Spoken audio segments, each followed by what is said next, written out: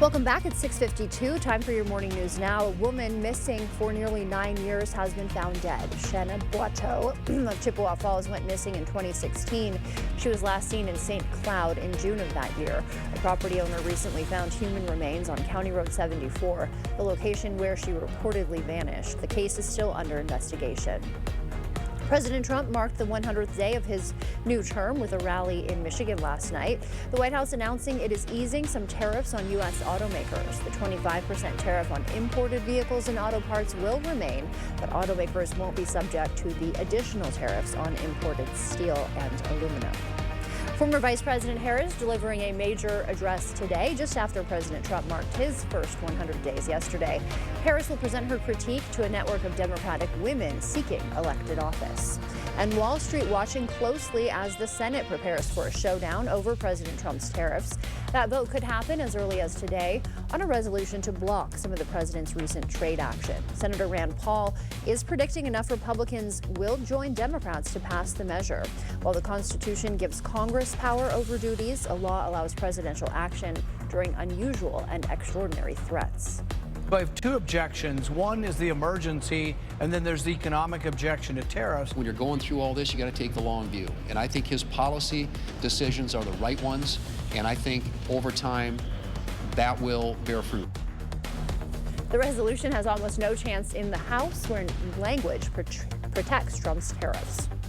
Minnesota Congresswoman Angie Craig bringing her moderate appeal to the U.S. Senate race. She'll run for outgoing Senator Tina Smith's seat. The 2nd District representative outperformed Democrats nationally in November, winning her district by 14 points, while Kamala Harris won it by 6.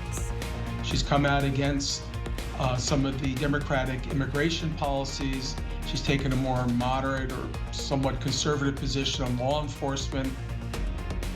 Republican candidates include retired Navy SEAL Adam Schwartzy and Royce White, who lost to Senator Amy Klobuchar in 2024 by double digits.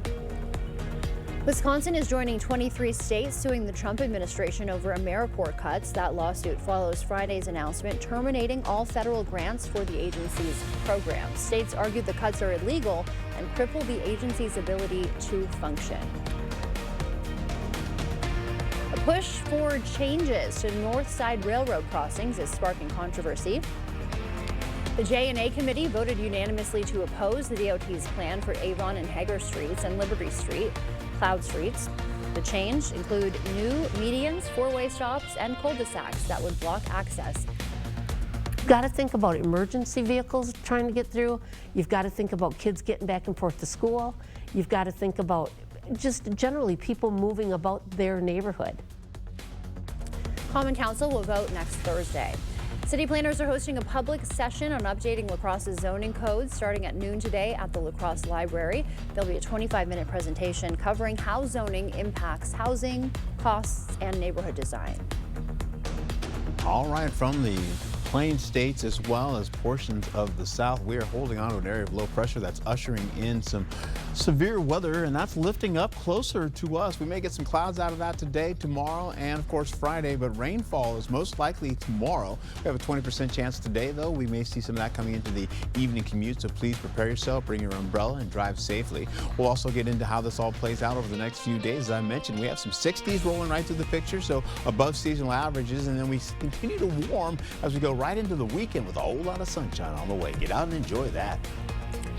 A barefoot, camo-wearing trapper in Florida is making headlines after wrestling an alligator on I-95. Jacksonville Sheriff's officials shared video, there it is, of Mike Dragich, known as the Blue Collar Brawler, helping authorities handle the gator in the median. Officials called it another totally normal day in the Sunshine State. Yeah, I was gonna say, that's a Florida man if I've ever seen one. Yeah. Good for his brand. Well, good for him, yeah. Thanks for waking up with us. We'll see you back here at noon. Until then, enjoy the sunshine.